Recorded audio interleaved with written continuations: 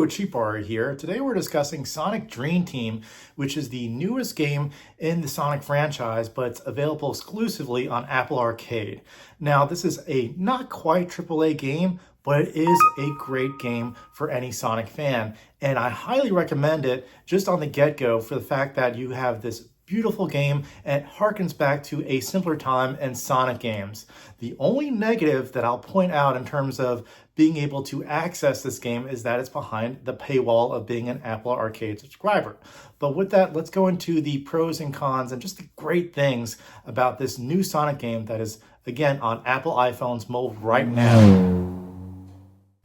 So Apple Arcade is a paid subscription to exclusive games offered by Apple. There are 200 plus games on the Apple Arcade platform, $6.99 per month in order to be a subscriber, but they do offer a 1 month free trial. And that's definitely an opportunity for you to check out Sonic Dream Team without having to pay any additional cost. And hypothetically, you could beat this game in about 2.5 to 3 hours.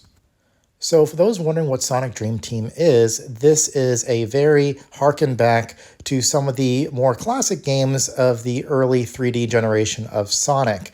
This is not similar to Sonic Dash, which is some of the previous mobile games that are more simplified. This has some of the same intent, some of the same scope, and graphics that you'd see in some AAA Sonic games. It's not quite there, but it is a great time, and for 2.5 to 3 hours, it's definitely something that you want to check out.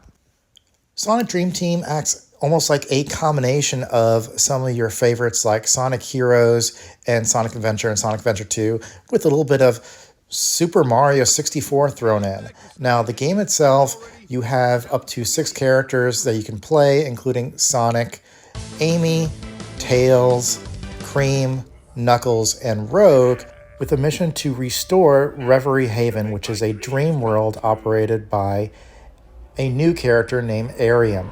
Now, of course, Robotnik has corrupted the dream world, capturing the power of imagination to corrupt the dream world itself, and using the very innocent mind of Cream to kind of expand his empire in the dream world. And it's, of course, up to Sonic & Co. to stop him.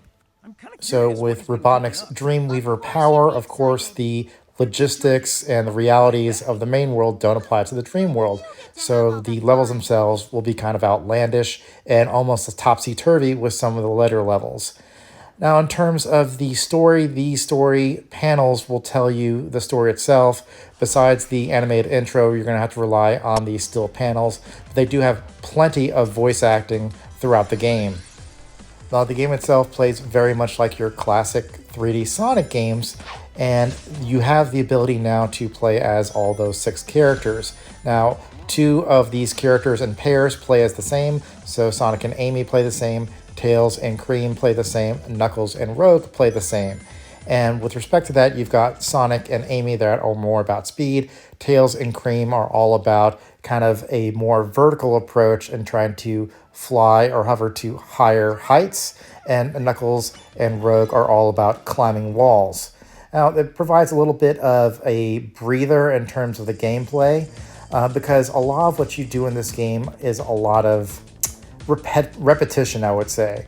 So there's an intent here that you've got these 4 main chapters, you've got 5 levels within those chapters, and amongst those 5 levels, you've got these 7 sub-levels or acts of those levels.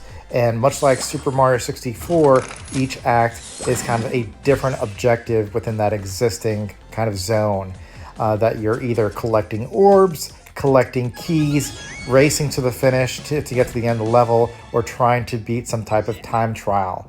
And most of the game is extremely easy for most of those objectives, for the exception of the time trial objectives, which can be extremely punishing in terms of trying to get to the end of the line without making a mistake. The game relies, of course, on touch controls. It doesn't seem like there's any type of controller compatibility with this game, and that unfortunately can make things extremely frustrating because the game is so fast, and some of the camera issues that have plagued Sonic since the original Sonic Adventure games will plague you when you're trying to drive or run across these levels. So in some cases, there'll be plenty of times where you're thinking to yourself, well, I actually did that spin dash, or I actually did that homing attack, and for whatever reason, it just didn't recognize your touch, and you end up getting hit, or you end up falling off a platform, or you just keep on making mistakes when you know for a fact you felt like you touched the screen and it did not react to your button press.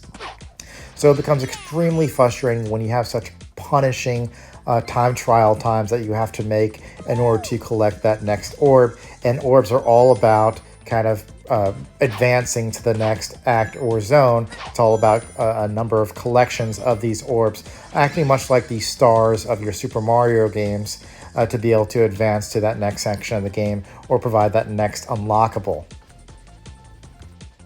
Now, after you complete the game at about 2.5 to 3 hours of length, after that, you're pretty much just looking to obtain different collectibles for trophies, and also there are these Tails challenges that unlock over time, and they provide a little bit of additional challenges to the existing levels, pretty much just artificially expanding the lifespan of this game by utilizing the existing levels with additional time trial or collectathon challenges. But that's pretty much it in a nutshell. This is a Sonic game that you would have seen in the early days of the 3D Sonic franchise, or some of the Wii entries, that it's more simplified, but the game itself looks amazing. The levels are wacky enough in some cases to make you feel like you're not exactly in the main Sonic universe, you're in a dream world. Each level, or each zone kind of has its own identity with different structures, challenges, and different kind of features of the level that'll help you advance, like these water tubes or conveyor belts, or different types of features that will be either obstructing your ability to get to the end of the level or actually advancing you to go faster. So it's pretty astonishing to have finally a 3D Sonic game that emulates many of your classic 3D games in the franchise without it just being an endless runner on your mobile phone. So highly recommend it, especially if you've got a free trial for Apple Arcade.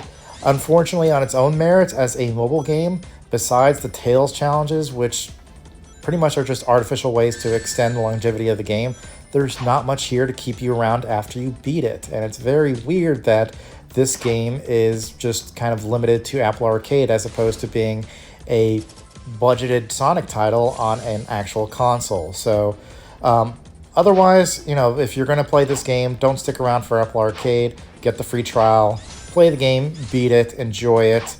And maybe we'll see this game, once the Apple Arcade exclusivity is done, maybe we'll see this game on consoles, because again, the game looks great and has that classic Sonic feel. One last thing I'll add is that the bosses themselves that are at the end of each chapter are pretty imaginative and pretty much what you expect, where the bad guy kind of exposes a spot where you can do your homing attack, but they're big, they're large, they're funny, and they're unique in and of itself, especially given the dream world. But that does it for me, guys. Please like, subscribe, and comment, and I'll probably be doing a couple more Apple Arcade games before I end my subscription. That does it for me, guys. Bye.